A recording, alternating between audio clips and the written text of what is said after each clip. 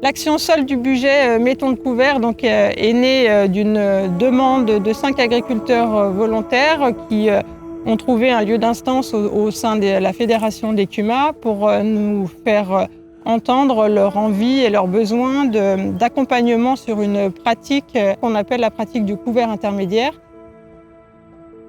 Les couverts végétaux, c'est un type de végétation qu'on va mettre en place sur les parcelles à un moment donné où on n'a pas de culture qui est mise en place.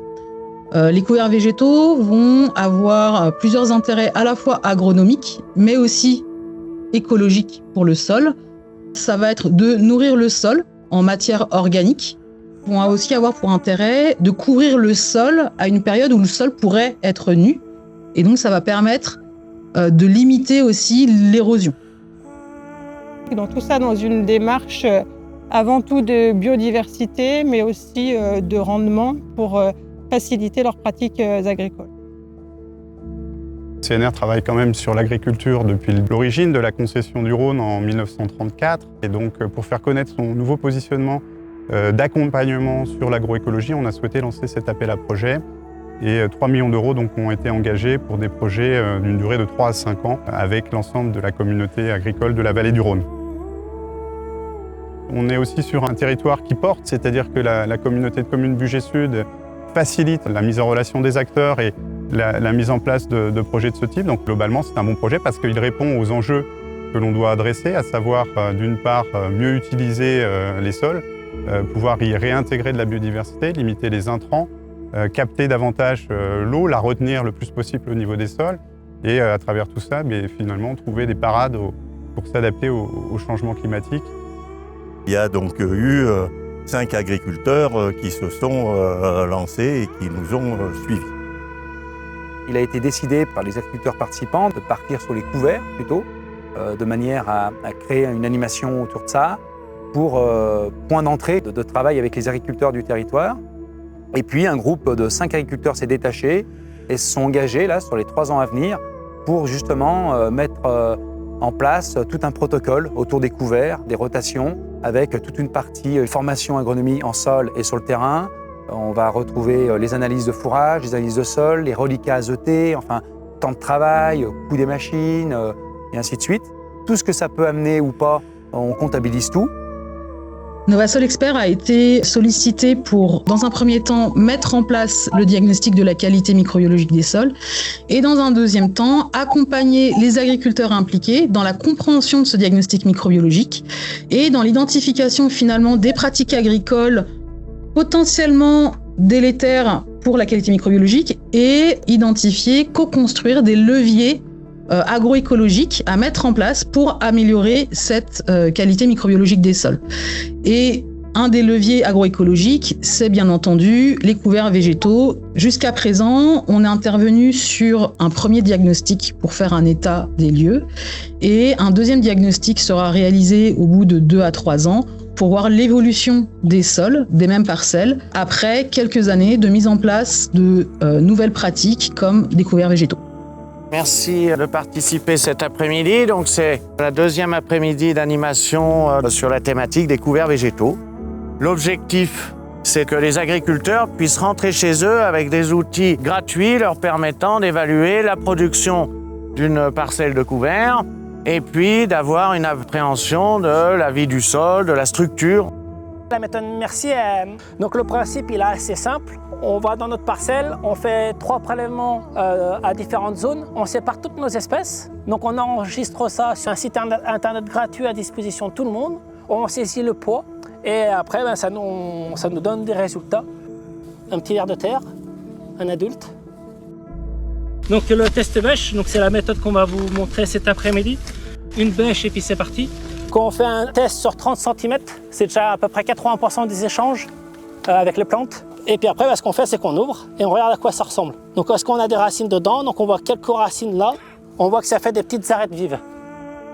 Chacun des exploitants remplit un tableau avec des dates, des types d'interventions. On arrive à compter les temps passés, on arrive à déterminer les coûts des matériels. Déjà, ceux qui font partie du groupe sont vraiment des locomotives et sont très intéressés, intéressants. On voit que même aujourd'hui, il y a quelques éleveurs qui sont venus alors que la météo était plutôt favorable à faire autre chose. Voilà, ils comprennent vite l'impact de leurs pratiques, aussi bien les pratiques positives que les pratiques un peu néfastes pour le sol. On s'est engagé dans le projet parce qu'on est en recherche d'autonomie fourragère et d'autonomie de protéines. Pour nous, c'est une pratique qui est nouvelle. L'intéressant, c'est quand même la valeur des fourrages qui sont sortis derrière ces couverts. Je pense qu'on va continuer à faire des couverts de ce type-là. Donc sur le site, vous tapez Communauté de communes Bugey Sud. Il y a toute une page où on décrit le type d'agriculture du territoire et à la fin, il y a tous les projets. Donc il y a le projet Sol du Bugey, mettons au couvert, avec une petite fiche, avec la carte où vous trouvez toutes les parcelles et quelques infos. C'est vraiment intéressant, même si on est dans le métier, on apprend toujours. La première motivation, c'était quand même de réapprendre à faire des couverts et à redécouvrir nos sols pour voir où on en était aussi dans nos méthodes de travail. Donc au plus ces structures sont favorables, au moins on est déficitaire des aléas climatiques qu'on a aujourd'hui et de l'agrochimie qu'on peut mettre en place derrière pour compenser ces déficits de météo. Donc si on arrive à convaincre d'autres agriculteurs de certains intérêts, de certaines pratiques, qui ont des terres à côté, qui ont des terres plus saines, plus propres, je veux dire les champs d'à côté vont en bénéficier aussi. Donc pour l'agriculture, c'est vraiment un tout en règle générale. C'est un couvert qu'on sème à l'automne, qu'on récolte comme maintenant au printemps, début mai. Donc c'est un couvert avec des petits pois, de la vesse, de la févrole, de l'avoine et du seigle. Ça nous permet d'être autonomes en fourrage sur l'exploitation. Ce qui me fait plaisir, c'est d'avoir un gros stock avant la sécheresse. Ça rassure le bonhomme et l'éleveur surtout. Donc je pourrais donner à manger à mes bêtes mélangées avec du maïs. J'aurai une bonne ration. Économiquement, c'est très rentable. Il y a beaucoup de protéines et ça m'évite d'acheter des tourteaux. Et pour aller plus loin, avec un conseiller de gestion, là, on va attaquer carrément des projections système en disant quel impact ça a eu là, sur les essais, ces 120 hectares d'essais, voir les impacts et puis les enjeux de ces techniques, de ces rotations, aussi bien dans des systèmes très céréaliers et en élevage avec l'autonomie alimentaire et aussi l'impact pour le sol, quoi, très clairement. Il faut adapter le matériel en fonction des conditions. Les dates d'intervention également, c'est plus les mêmes. En fait, on raisonne sol, principalement. Et on ne raisonne pas culture, on raisonne une rotation complète. On ne va pas prendre en compte la marge annuelle, on va prendre la marge sur la rotation. Puisqu'on va faire intervenir plusieurs cultures. On arrive à effacer un peu les aléas, quoi. Alors ces techniques, pour moi, là où j'y retrouve un gros intérêt, il y a déjà au niveau des chiffres. Sur la même superficie, on arrive à élever quasiment le double d'animaux en mettant à chaque fois une interculture après une céréale ou après un bétail ensilé, qui nous a permis d'obtenir peut-être 35-40% de notre stock fourragé l'été quand plus rien ne pousse ailleurs, quoi. Le fait de plus labourer, on a plus de cailloux, quoi. On ressort bien moins de cailloux et on a beaucoup de sols légers. Et ces techniques simplifiées permettent d'aller cultiver des terres où on n'avait plus trop envie d'y mettre les pieds. On arrive facilement avec des métails, en enchaînant un métail ensilé plus un couvert, à doubler ou tripler la production, quoi. Le bétail, c'est donc un mélange de céréales avec des légumineuses et protéagineux. Le but, c'est de finir avec peut-être une conférence, puis que le grand public se rende compte quand même du boulot qui est fait, parce que globalement, les fermes aujourd'hui sont de plus en plus précises, méticuleuses, prennent de plus en plus soin quand même, aussi bien des terres, des animaux, enfin, on n'en a jamais autant fait peut-être. On nous en demande encore plus, donc on a besoin aussi du soutien des gens et de cette bonne énergie aussi, quoi. Parce qu'on est finalement un peu sur le même bateau.